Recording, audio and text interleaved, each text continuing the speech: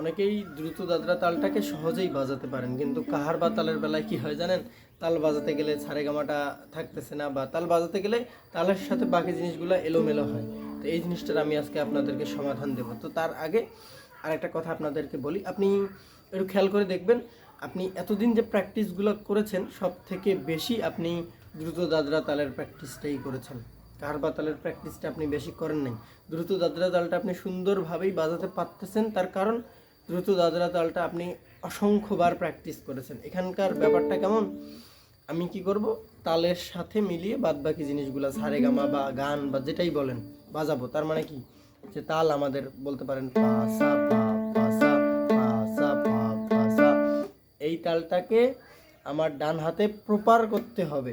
করে এইটার সাথে আমি যখন অন্যান্য জিনিসগুলো বাজাতে যাব, তাহলে আপনার কি আটকাবে না। এখন আমি তালটাকেই সঠিকভাবে বাজাতে পারতেছি না, বা তালটা বাজাতে গেলেই আমার এইদিকে মনোযোগটা দিতে হচ্ছে, এইদিকে মনোযোগ দিতেই শেষ, পরবর্তীতে আমি কিন্তু এইখানের বা হাতের জিনিসগুলোকে আমি বাজাতে পারবো না, তাই না? তো আপনি একটা কাজ যেটা করতে পারেন, সেটা হচ্ছে এই তালটাকে বেশি বেশি প্র্যাকটিস করা। যে তালেই আপনার সমস্যা থাকবে, শুধুমাত্র এই তাল বলেই না, আপনার যে তালেই সমস্যা থাকবে, যেমন তালটাকে প্রথমত প্র্যাকটিস করে শুধুমাত্র তালটাকে হাতে নিয়ে আসা, পা সা পা পা সা পা সা পা পা সা পা সা পা পা সা পা সা পা পা সা,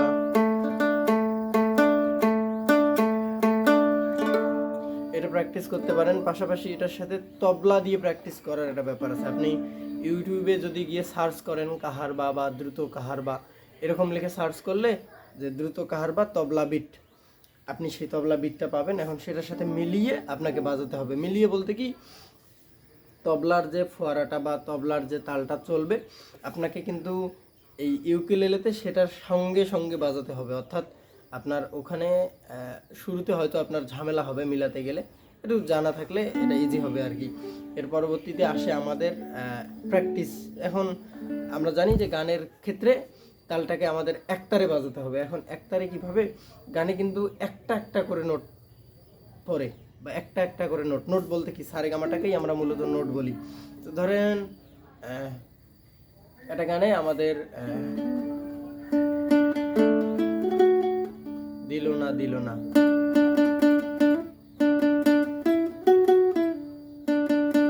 সা সা সা রে গা রে, সা সা সা রে গা রে সা, সা সা সা রে গা গা রে সা, সা সা সা রে গা গা গা রে সা,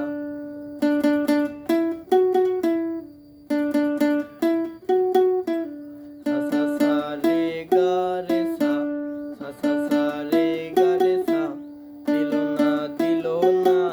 দেখেন সা সা সা রে গা রে সা, বা যেটাই বলেন একটা একটা করে নোট পড়তেছে, আর সময় যাচ্ছে না। আমরা বলতে পারি কি, তালটা বা গানটা সময় একটু একটু করে সামনের দিকে যাচ্ছে। অর্থাৎ সা সা সা একটু একটু করে কিন্তু সময়টা যাচ্ছে। তার মানে আমরা যখন বাজাবো পা সা পা পা সা, আমাদেরও কিন্তু এখানে সময়টা যাবে। যদিও এটা দ্রুত দাদরা তালের গান, আমি জাস্ট বোঝানোর জন্য যে একটা একটা করে নোট কিভাবে যায়। তার মানে যখন একটা একটা করে নোট যাচ্ছে, আমি যদি গান বাজানোর সময় তালটাকে দুই তারে বাজাই, আমার কি দুইটা তারের ব্যবহার হবে একসাথে, যে পা সা দুইটা তারের ব্যবহার হচ্ছে। এখন আমার গানের নোট হচ্ছে সা সা সা, আমি এই যদি পায়ের তারেও বাজাই, তখন কিন্তু আমি নোটটাকে কভার করতে পারবো না, বা বানাতে পারবো না, বা মিলাতে পারবো না।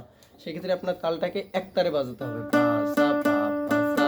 এখন এক তারে বাজানোর ব্যাপারটা কেমন, আপনি দুই তারে বাজানোর সময় দুইটা তারের ব্যবহার হতো।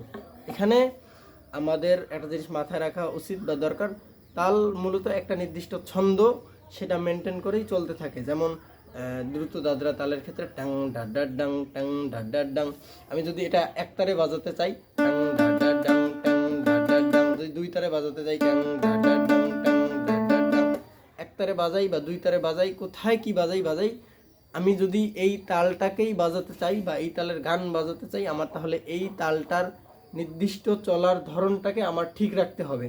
তার মানে তাল তার নিজস্ব চলার ধরন নিয়ে চলে। আমাদের কাহারবা তালের ক্ষেত্রে পা সা পা পা সা টাং ডা টাং ডা ডাং, তার মানে কি, আমি যদি একতারে বাজাতে চাই এখন, তখন কি দাঁড়াবে, টাং ডা ডাং ডা ডাং।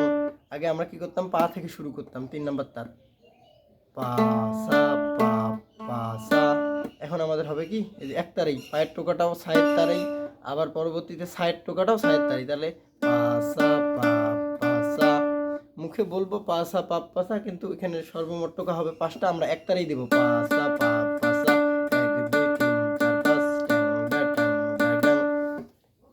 যখন আমরা এখানে একতারে বাজাবো, এখন আমাদের যে গানের যে কোনো নোট আসুক, যেমন ধরেন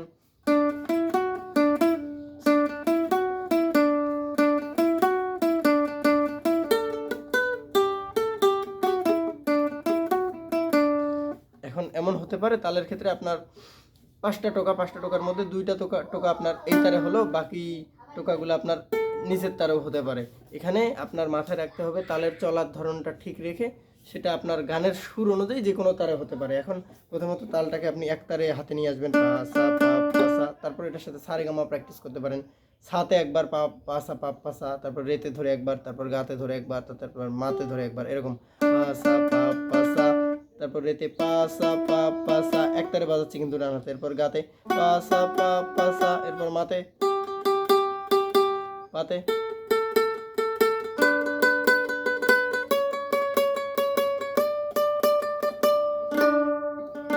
তারপরে এটাকে ভেঙে বাজানোর একটা ব্যাপার থাকে। এই গেল আপনার ফিজিক্যাল পার্ট। আপনার যে কোনো তাল যদি সেই তালে অসুবিধা হয়, সেক্ষেত্রে আপনার সবচেয়ে বেশি প্র্যাকটিস করার ব্যাপার ওই তালটাকেই, অর্থাৎ যেটাতে বেশি সমস্যা আপনি ওটাতে বেশি প্র্যাকটিস করে আপনি অভ্যাসে নিয়ে আসবেন জিনিসটা। এখন চিন্তা করেন কি, আমরা হাঁটার কথা যদি চিন্তা করি, আমি এখন চাইলে হেঁটে হেঁটেও ফোন চাপা বা হেঁটে হেঁটেও নানান রকম কাজ বাজ করতে পারি। কেন? কারণ আমি এত পরিমাণে হেঁটেছি ছোট থেকে, হাঁটতে হাঁটতে আমার এত অভ্যাস হয়েছে, এখন আমার হাঁটার দিকে আর ফোকাস করতে হয় না। এটার ক্ষেত্রে এমন যে আপনি যখন প্র্যাকটিস করবেন, তালটা যখন আপনার ভেতর থেকে চলে আসবে, তখন আপনার তালে আর মনোযোগ দিতে হবে না। পরবর্তীতে আপনি এখানে মনোযোগ দিয়ে ওই তালের সাথে মিলিয়ে নোট বাজাতে পারবেন। ব্যাপারটাই এটা। আর এটা গেল আপনার মূলত ফিজিক্যাল পার্ট, অর্থাৎ ডান হাত বা বাঁ হাতের কাজ, শরীর বৃত্তান্তীয় অংশের কাজ। এখন এখানে শিখতে হলে 2টা ব্যাপার থাকে, একটা হচ্ছে ফিজিক্যাল, একটা হচ্ছে মেন্টাল বা মস্তিষ্কের ব্যাপার। এখন মস্তিষ্কের ব্যাপার জিনিসটা কি, এটা আপনার গানের সুর বলতে পারেন। গানের সুর জিনিসটা সব থেকে বেশি আসে মস্তিষ্ক থেকে, অর্থাৎ একটা গানের সুর আমি যখন খুঁজে পেতে চাইবো, ধরেন আমি তাল বাজাতে পারি, সারেগামা ওটার সাথে মিলিয়ে বাজাতে পারি,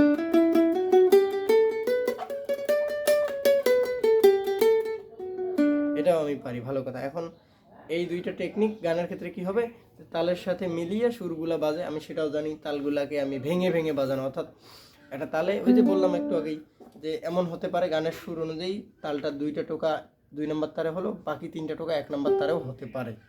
এটা হতে পারে গানের সুর অনুযায়ী।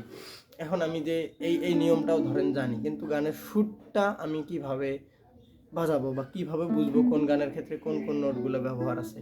এই জন্য আমি অনেক ভিডিওতেই বলেছি, সুর অনুভূতিকে অনুভব করতে শিখতে হবে। এর পরবর্তীতে সুর হচ্ছে বাসাবাড়ির সিঁড়ির মতো, সা রে গা মা, অর্থাৎ একটার থেকে আরেকটার সাউন্ড বেশি। একটা গানে 1 নম্বর সিঁড়ি থেকে 5 3 2 8, এই কথাটা আমি অনেকবার অনেক ভিডিওতে বলেছি। তা আপনার এই যে সুরগুলা উঠানামাজে করতেছে, যে সা রে গা, আস্তে আস্তে সাউন্ডটা উপরের দিকে যাচ্ছে, এই জিনিসগুলো আপনার মস্তিষ্ককে সেট করাতে হবে বা মস্তিষ্ককে চেনাতে হবে। যখন একটা গানে ধরেন যে সা রে মামা এই নোটটা আছে, আপনার সা রে মামা, কিন্তু আপনি গানে ডিরেক্ট নোটগুলো আপনার উচ্চারণ থাকবে না, গানে কি থাকবে হুম হুম হুম হুম, বা গানটার সুর বকুল ফুল, বকুল ফুল কিন্তু গানের কথা, অরিজিনাল সুর হুম হুম হুম, এটাই না। এখন আপনার মস্তিষ্ক কি করবে জানেন, আপনার মস্তিষ্ক এই যে সুরটাকে যে চেনে, এটার সাথে এই যে সারেগামাটাকে অটোমেটিক মিলিয়ে দেখবে আমি কি খুঁজতেছি গানের সুর, সেটা কোনটা, হুম হুম হুম হুম, সারেগামার মধ্যে দিয়েই তো আছে, তাই না? সারেগামার মধ্যে কোনটা কোথায় মিলবে, হুম হুম হুম, এটা মস্তিষ্ক বা হাতকে অটোমেটিক সিগন্যাল দিয়ে দিবে। আপনার মস্তিষ্ক তৎক্ষণাৎ আপনার বা হাত এটা বাজিয়ে দিয়ে বা গানটা সম্পূর্ণ হবে। এর বাইরে আরও ওই যে অনুভূতির ব্যাপারটা থাকে, একটা গানে 2 রকম অনুভূতি হয়। তো যারা শিখতেছেন, শিখতে গেলে ধারাবাহিকতার মধ্যে থাকেন, পার্ট বাই পার্ট, আপনার শেখার যাত্রা অনেক গুণে সহজ হবে। জেনে বুঝে শেখেন, আপনার শেখার যাত্রাটাও সহজেই সম্পূর্ণ হবে। তো এটাই ছিল আজকের ব্যাপারটা, যা আমার কাছে যারা শিখতে চান, অনেকেই জানেন আমার একটা কোর্স আছে, সেখানে রেকর্ডেড অর্থাৎ ভিডিও আকারে A to Z আপনাকে সমস্ত জিনিসগুলো পাঠানো হবে। এটা জাস্ট একটা বিষয়ের উপর আপনাকে ধারণা দিলাম। ওখানে একদম A to Z আমাদের একটা লক্ষ্য আছে, আমরা যে কোনো ধরনের গান বাজাতে চাই ইউকুলেলেতে, সেটার জন্য যা যা দরকার 1 2 3 4 এভাবে করে সিরিয়াল বাই সিরিয়াল ভিডিও আকারে লেসনগুলো আপনাকে পাঠানো হবে এবং লাইভ সাপোর্ট আপনার সাথে থাকবে। ওখানে ভিডিও দেখে কন্টিনিউ করলেন, বুঝতেছেন না, সমস্যা হচ্ছে, অসুবিধা হচ্ছে, আমাকে জানালেন, আমি সেটার সমাধান দিলাম। মূলত এভাবে করেই যতদিন লাগে কোর্সের বাইরেও বা ভিডিওর বাইরেও আপনার যে কোনো সমস্যার জন্য আমি আছি আপনার সাথে। Live support plus life time support, এটাই আর কি। আর আমাদের এখানে কিন্তু প্রতি মাসিক কোনো ফি নেই, একদম শুরু থেকে অল্প একটা টাকা পয়সায় একদম সম্পূর্ণ জিনিসটাকে সম্পূর্ণ করা। ভালো থাকবেন সবাই, দেখা হবে পরবর্তী কোনো ভিডিওতে।